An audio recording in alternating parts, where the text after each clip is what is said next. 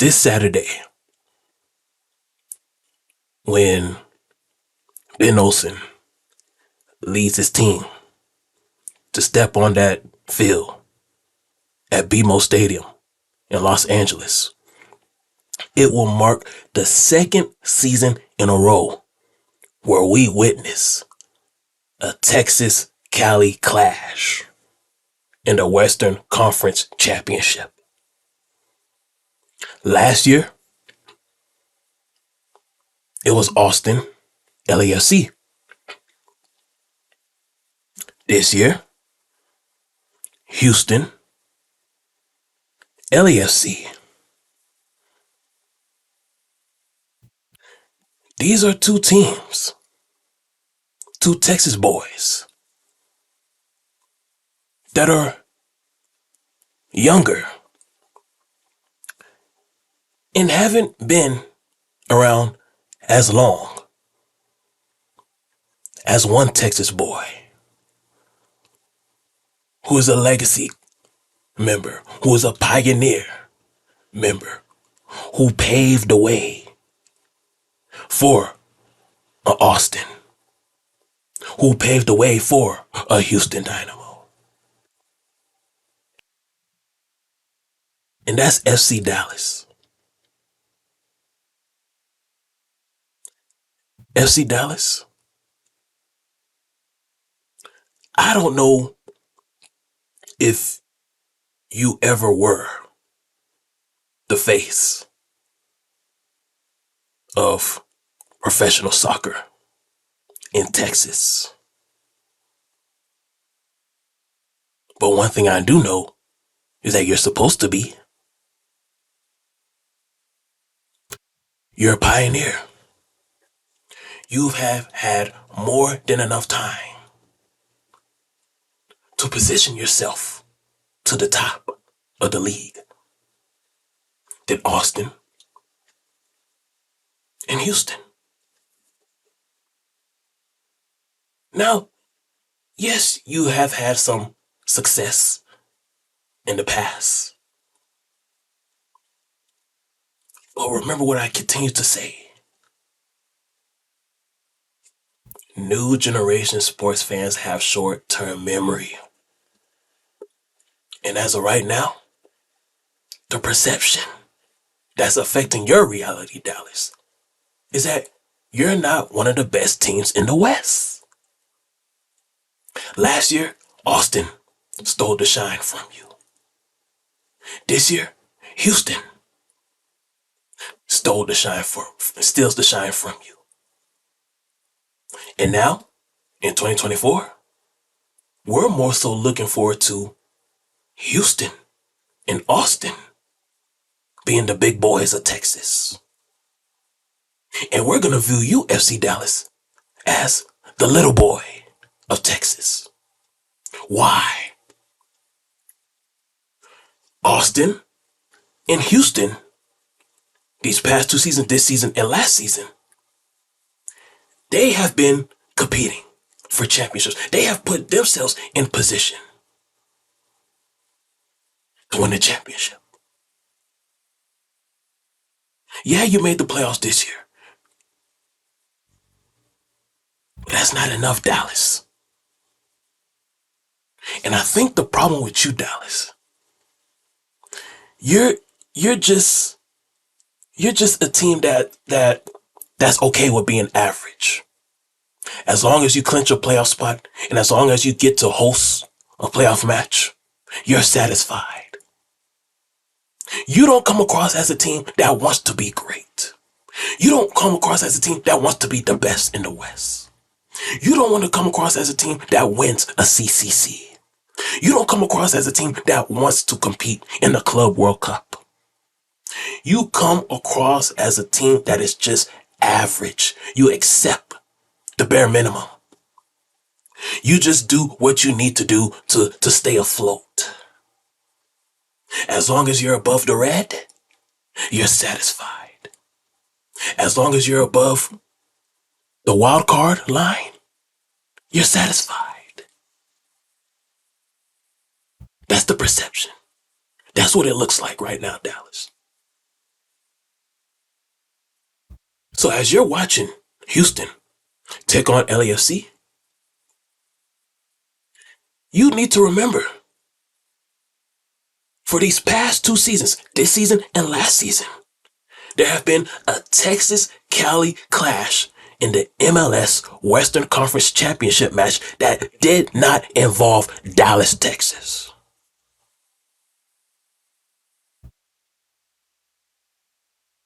So now as we're heading into 2024, yeah, we are looking forward to seeing, we're more so looking forward to seeing Austin over you because we understand Austin is still a young club. They had a good year in 2022, 2023. They fell off. They're young. They get a pass because they're young. Houston, Houston got a new coach, Ben Olsen. He's still building the club. He's gonna get some reinforcements this winter because other players see how good Houston is. And Houston being a destination city, it's not a transit city. People want to be in Houston. People want to live in Houston. People want to work in Houston. People want to play in Houston. Ben Olsen will be able to get some reinforcements this winter. So a lot of us are not thinking about you, FC Dallas. So that's just something that you need to be aware of as you're watching the second straight year of a Texas-Cali clash in the MLS Western Conference Championship match that doesn't involve you.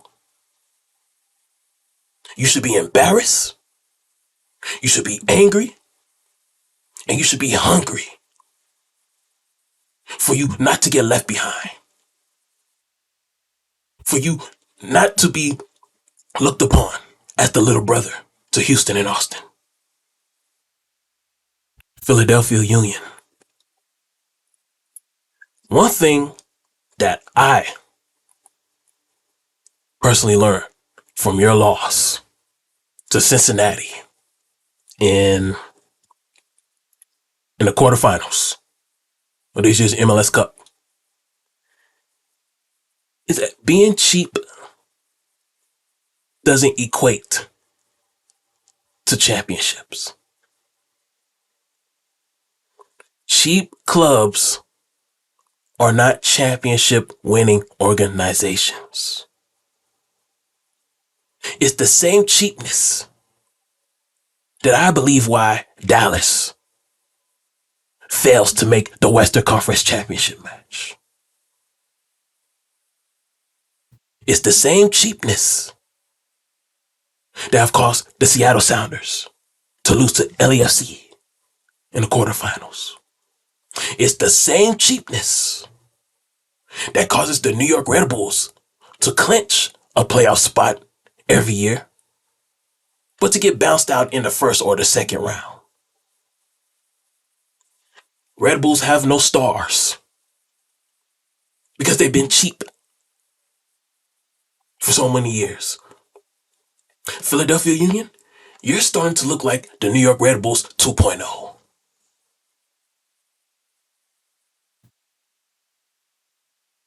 See, the problem isn't Jim Curtin.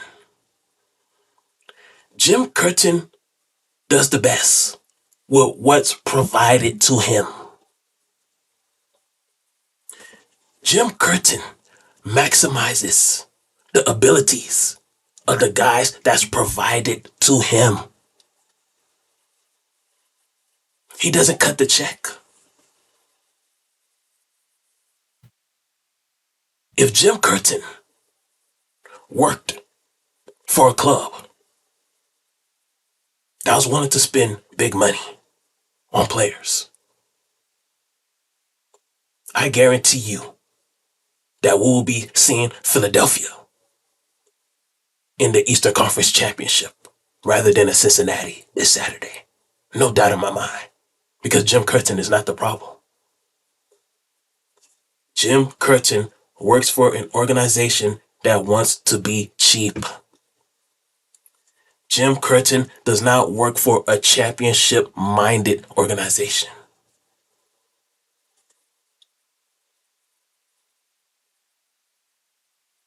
And if you want to make me look like a full Philadelphia Union, prove me wrong. As I've done many times, I am not ashamed to come back on here and admit when I'm wrong. I'm not ashamed to admit when somebody makes me look like a fool.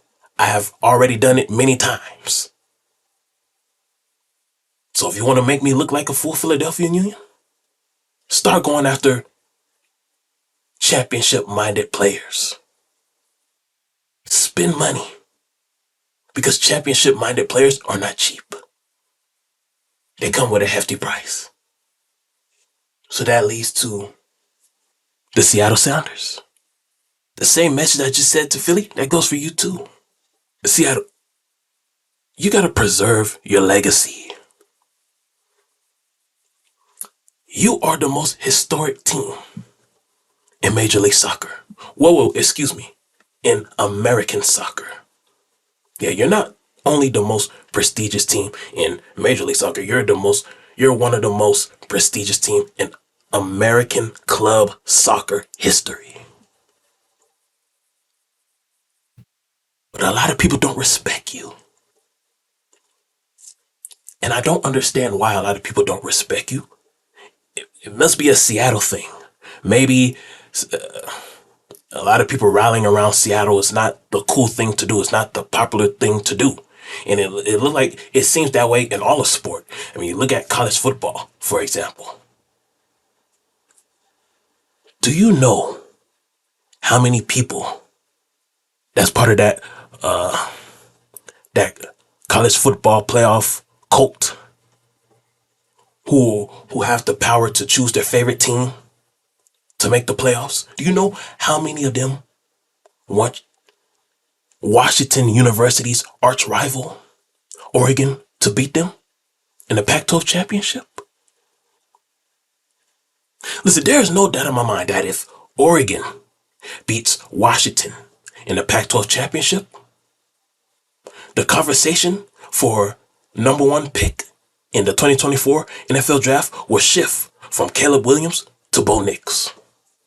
If Oregon beats Washington in the Pac-12 championship, the conversation for first overall pick in the 2024 NFL draft will shift from from Caleb Williams to Bo Nix.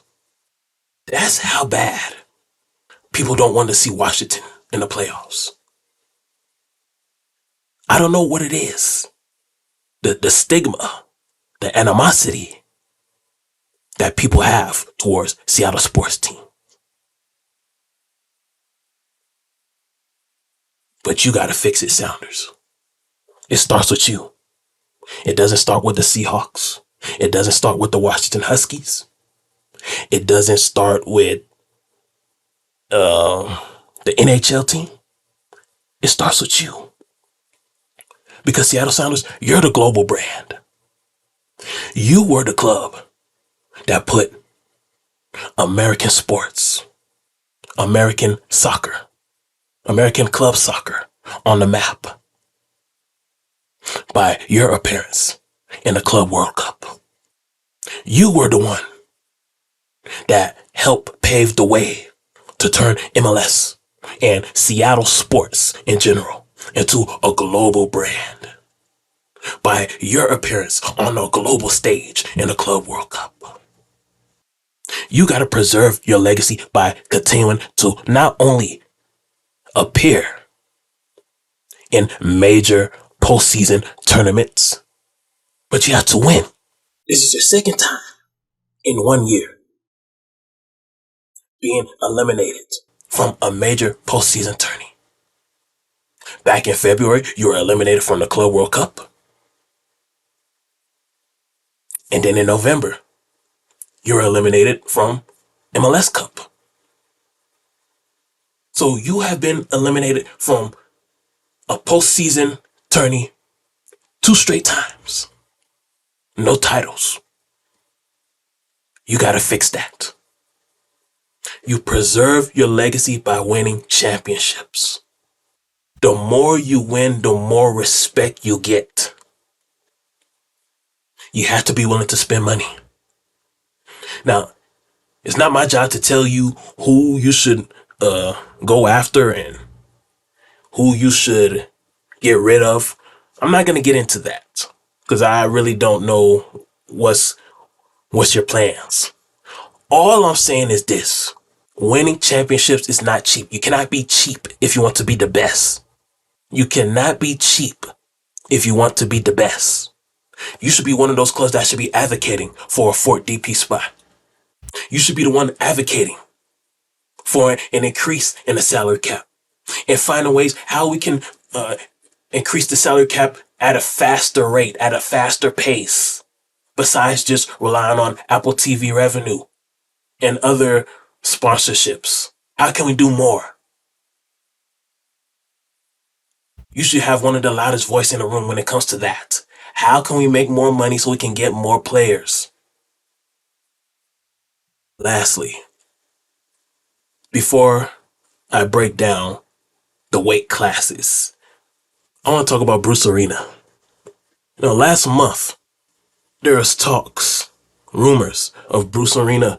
Well, actually, no, it was reported by Tom Bogert, so that's not a rumor. Bruce Arena is interested in being a head coach for Charlotte FC. And by him, I guess, putting his name in, I guess he put in an application to work for Charlotte FC, I'm assuming. I'm curious to know, is Bruce Arena using this as some kind of leverage to force DC United to offer him more money? Because first, reports said he was interested in the DC United job. So I'm guessing that he applied for the DC United head coaching job. And now lately he applied for the Charlotte job. Is he going after the Charlotte job because it's possible that DC United is not interested in him, or he's not satisfied with the amount of money DC United may offer him, and he's possibly using Charlotte as some kind of leverage?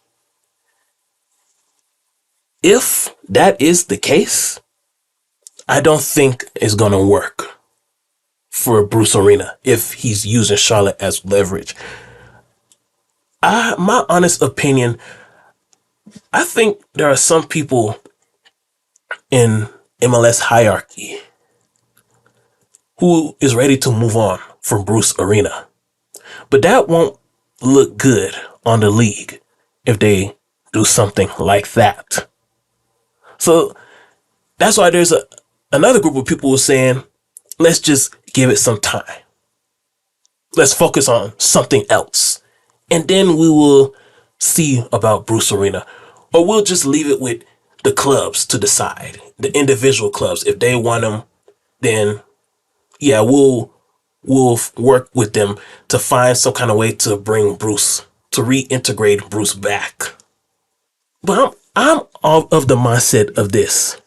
Why not Bruce Arena consider USL Championship? And one in particular, Indianapolis, Indy 11. This week, they just parted ways with their head coach. Out of any job in the USL right now, Indianapolis is the most attractive one. Indy 11 have big ambitions. Indy 11 have big ambitions. Not only to succeed in USL, but to succeed in American soccer. Indianapolis is working on a 20,000 seat stadium that will be near Lucas Oil Stadium, the NFL stadium, home of the Indianapolis Colts. With a 20,000 seat stadium,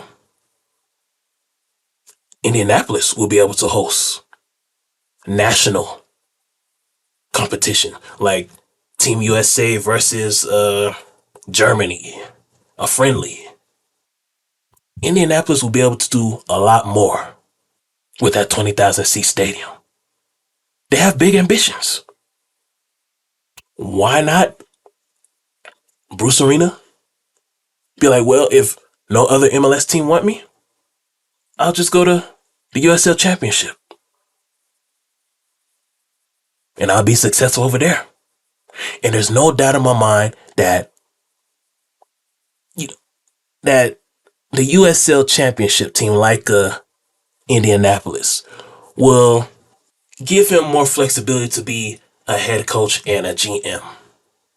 Because I just don't think Bruce wants to be just a head coach. I think Bruce wants to have total control of the roster and who the team recruits and how much money is spent towards each player. I think Bruce wants to be GM, head coach, and sporting director. I think that's the kind of power that Bruce wants.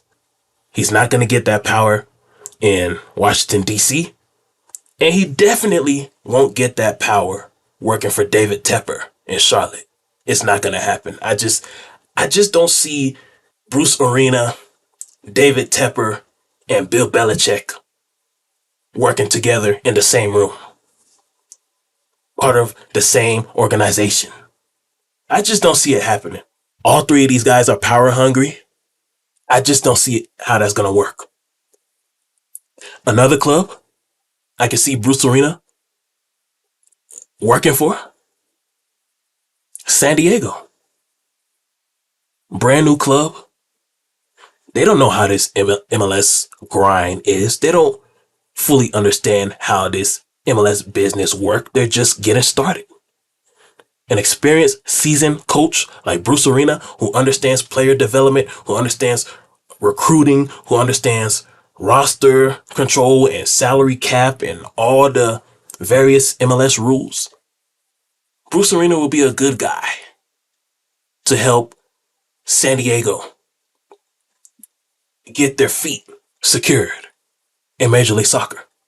Now, as for the head coach for DC United, I think Robin Fraiser should be the guy. I think that MLS should give Robin Fraiser, former coach of the Colorado Rapids, a second chance in Washington, D.C. Number one, I don't like what Colorado did to Robin Fraiser. Robin Fraiser was not the issue in Commerce City. The problem in Commerce City, Colorado, is management, ownership. We all remember the reports earlier this year that stated that Colorado have the worst practice facilities in Major League Soccer. That's not on the coach. That's on ownership. We all remember what happened to Kellen Acosta after that good 2021 season that Colorado had. Kellen Acosta said he was forced to leave. That's what the Denver Post reported. Kellen Acosta told the Denver Post that Colorado forced him to leave. That's not on Robin Fraiser. Robin Fraiser don't control the finances. That's on ownership. Robin Fraiser was a scapegoat. They made it seem like Robin Fraiser was the reason why the team was losing. Robin Fraiser was not the reason why Colorado was losing. And as we look at it now in hindsight, it's a miracle that Robin Fraiser was the best Western Conference team in 2021. How was he able to do such with limited resources? So you take that same coach and Robert Fraiser and bring him to Washington, D.C. with a brand new GM who looks like he may be a championship-minded GM. I don't know yet. But based on his resume and his history, he may be a championship-minded GM. But the question is ownership. We don't know if DC United's ownership is championship-minded. I don't know. But if you bring in a guy like Robert Fraiser, He'll be able to recruit a guy like Kellen Acosta, who, according to MLSPA, Kellen Acosta's current contract with LAFC is up. Once LAFC is done, their playoff run is done, whether they win Western Conference Championship or if they win another MLS Cup, whenever LAFC is done in the playoffs, the MLS Cup, Kellen Acosta out of contract. So Kellen Acosta, who will be a free agent, Robin Fraiser, will be able to recruit a guy that knows how to win championships. Kellen Acosta has been part of a championship club for the past 2 seasons, this season and last season. Kellen Acosta knows how to win championships. You bring him to DC United. Another guy who's out of contract with LAFC at the end of the season, according to the MLS Player Association, Max Claypool. Kellen Acosta can bring Max Claypool with him to Washington, D.C. So that's 2 people that knows how to win championships that can bring a championship winning mentality to Washington, D.C., along with Robin Fraiser over there. Another reason why I want DC United to bring in Robin Fraiser. He's Jamaican. He has connections to good Caribbean players. He can be able to recruit some of those good Haitian players that was instrumental, that was influential in eliminating Austin from this year's CCL tournament. He can recruit some Jamaican nationals who will be participating in the 2024 Copa America. You see, Robin Fraiser won't be limited to just recruiting guys that's from Europe. Robin Fraiser will be able to recruit global players. While everybody's looking to recruit players from Europe, well, Robert Fraiser would be like, okay, well, I know some guys in other places that people are not paying attention to. I can bring them to Washington, D.C., and we can win championship with those guys, the guys that are being ignored. Think about it, DC United. Think about it. Now, before I break down the weight classes, one of the reasons why I decided to create weight classes, I want to help differentiate the best teams from the weak teams. Now, I understand parity. Parity is a good thing because it gives everyone a chance to become great. But too much parity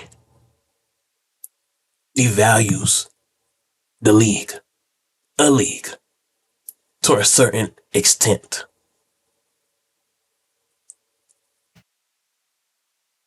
Like in sports,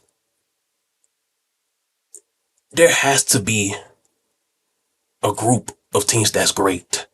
It's just part of the game. That's what we want, where every season there's a team where the majority is looking forward to seeing, and then the other teams are chasing after them.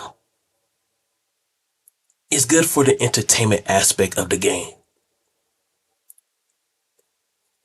And it'll also help people become more familiar with the league in general. Then, of course, you got the betting aspect to it. It also helped the people in Vegas. That's all I got to say about that. Of course, there's also a media aspect to this. You know, with preseason rankings come around, you know,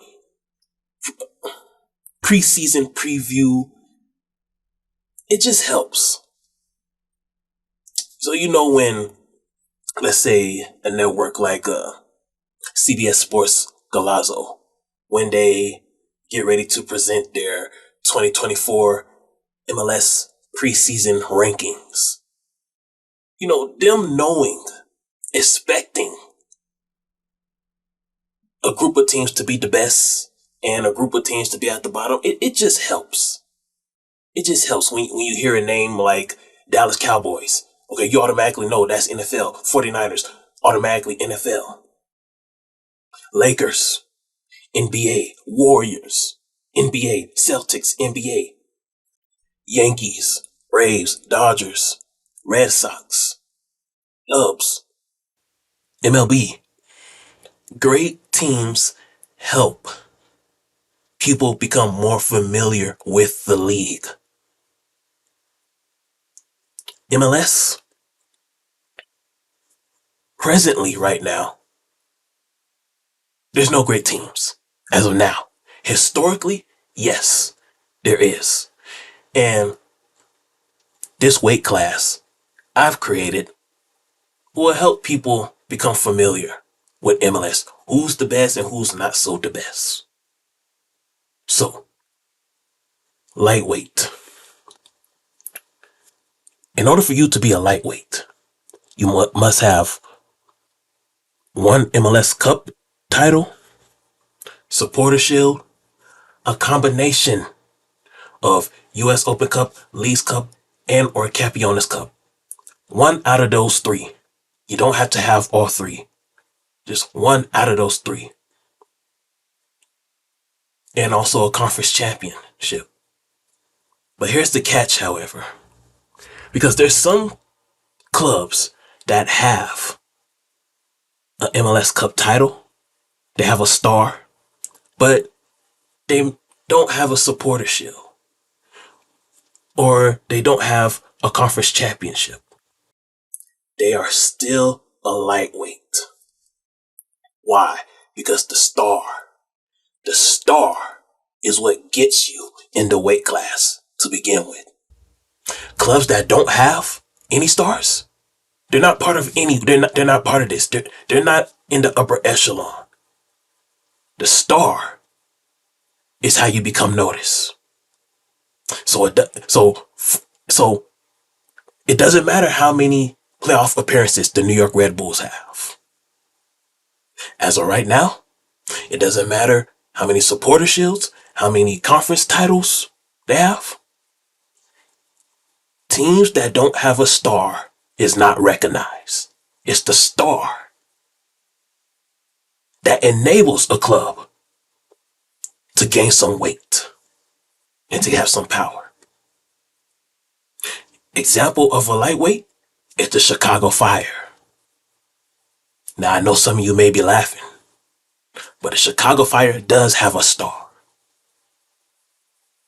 They also have a Western Conference Championship. They also have a Supporter Shield title. And they have multiple US Open Cups. But if Chicago Fire never had a star, they will be right with the Red Bulls and Philadelphia Union. Unnoticed. You're unrecognizable.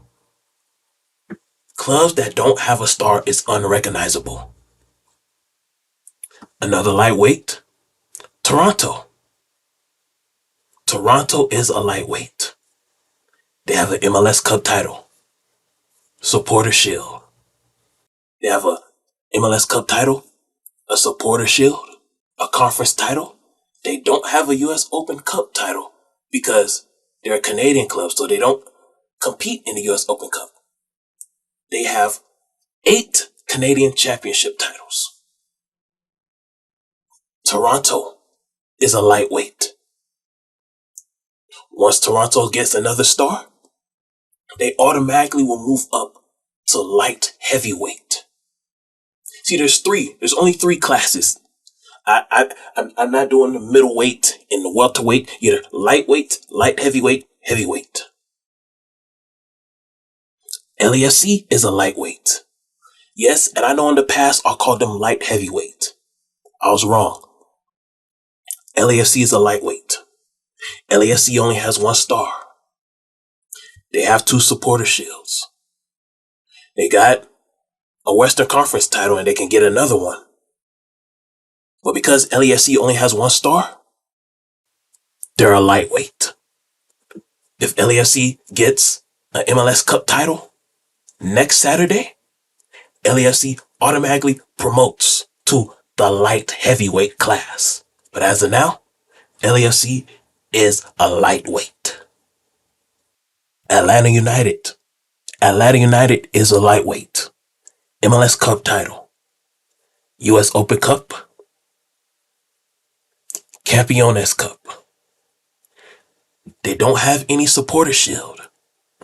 But remember, the star makes up for what teams don't have in the other categories.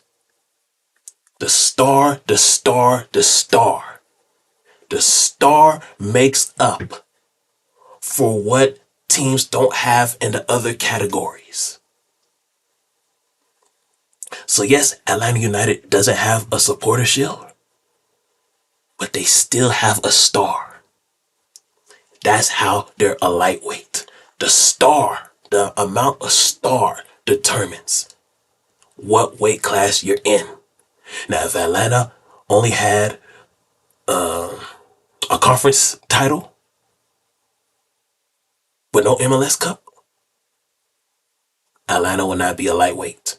Atlanta would be down there with Philadelphia Union and the New York Red Bulls. New York City Football Club. New York City Football Club is a lightweight. New York City Football Club has a star. They have a star. They have Campeones Cup, Eastern Conference title. No supporter shield, but because they have the star, NYCFC is part of a weight class.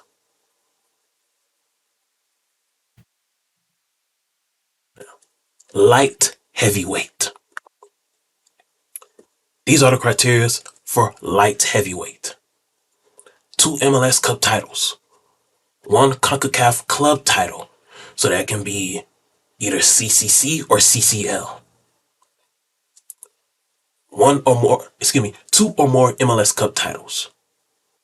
1 supporter shield. 2 or more combined US Open Cup, Leagues Cup, or Campeones Cup. So it can be 1 US Open Cup and 1 Leagues Cup, or 1 Campeones Cup and 1 US Open Cup. It doesn't have to be, it's not 2 US Open Cups, 2 Leagues Cup, and 2 Campeones Cups. It's one or the other. It's a combination of the 3. Either 1 US Open Cup and 1 Leagues Cup, or 1 Campeones Cup and 1 Leagues Cup, or 1 Campeones Cup and 1 US Open Cup.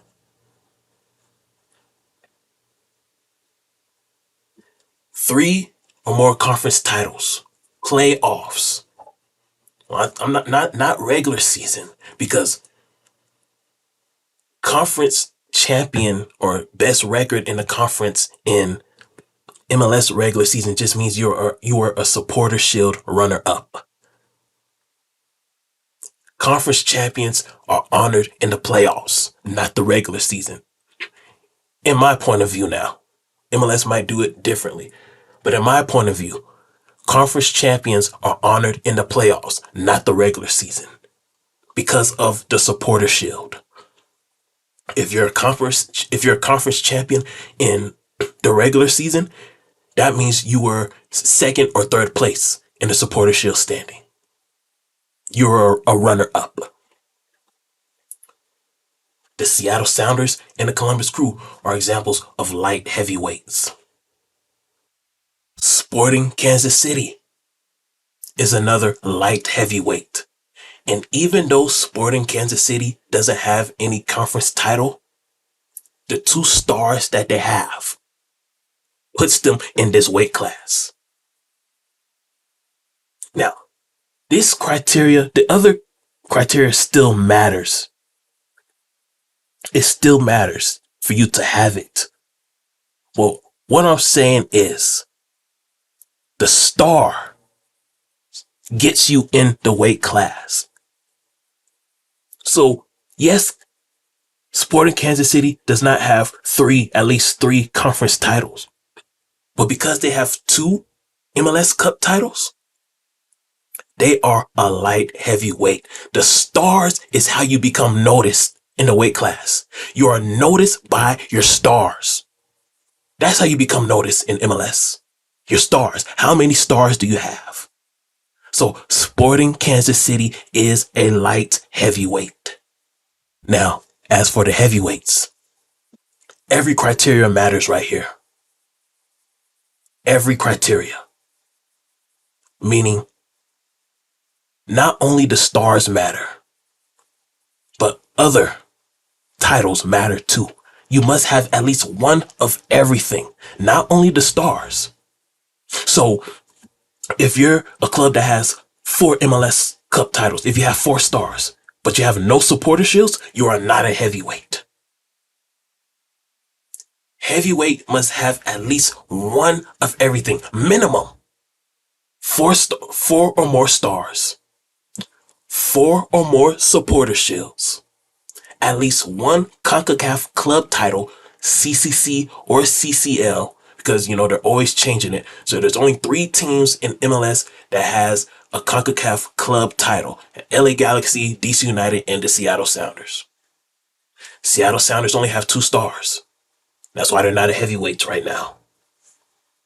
You must have at least 3 or more, either US Open Cup, a combination of US Open Cup, Leagues Cup, or Campeones Cup. It can be 1 US Open Cup, 1 Leagues Cup, and 1 Campeones Cup.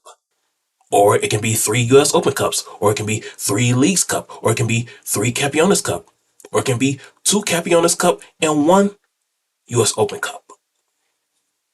And then 6 or more conference championships, playoffs, not regular season, playoffs.